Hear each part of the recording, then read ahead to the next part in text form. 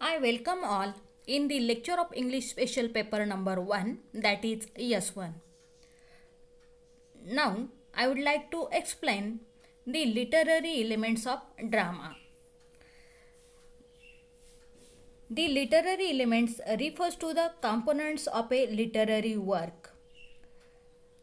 Some examples of the literary elements are the characters, plot, theme, diction, conflict, setting, etc. These are the examples of the literary elements of drama.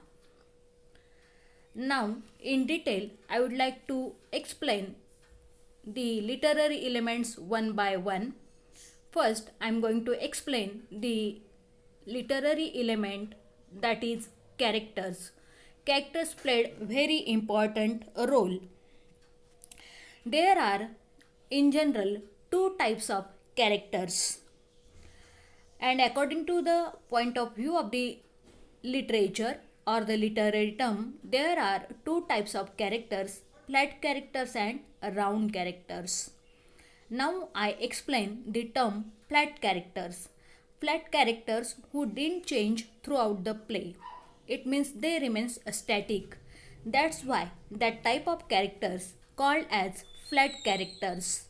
The examples of the flat characters are Duke Theseus, Hippolyta, the Mechanicals, which are the characters which occurred in the play having the title A Midsummer Night's Dream, written by the great dramatist William Shakespeare.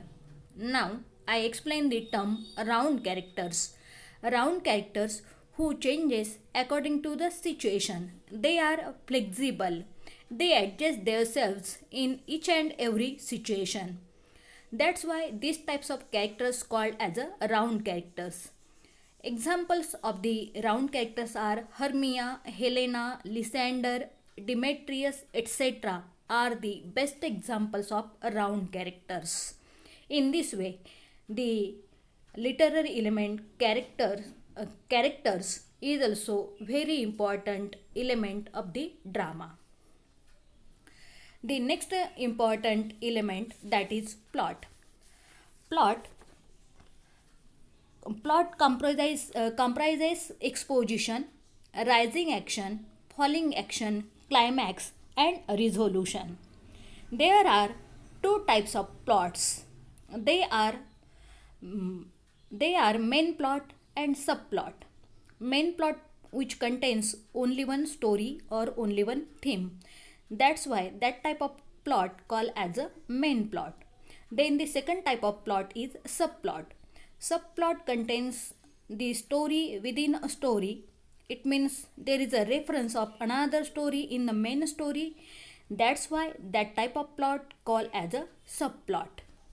In this way, plot is the very important element of the drama. The next important element of the drama, that is theme. Now, I would like to tell you the definition of the theme. Theme is a central topic, subject, or message within a narrative. The second definition of the theme: a unifying or dominant idea, motive, etc., as in a work of art. For example, love is the dominant theme in the play A Midsummer Night's Dream, written by the great dramatist William Shakespeare, and the present one play which is prescribed for SYBA English Special Paper number 1, semester number 3.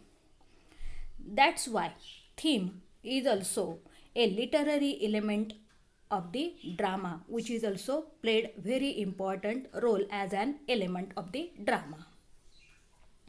Now the next one element, that is diction.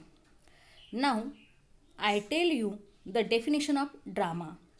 The first one, as a style of speaking or writing determined by the choice of words by a speaker or writer. Now I would like to explain the term diction. It is a style or choice of words. The language of drama is different from the language of ordinary language. To make diction artistic, the dramatist uses the devices like symbolism, suspense, figures of speech too. That's why diction is an important element of the drama. The next one important literary element, that is conflict. Conflict is the soul of drama. It is either internal or external. Internal conflict is found in the minds of the characters. The second one conflict, that is external conflict, which is between the hero and the villain. In this way, conflict is also an important element of the drama.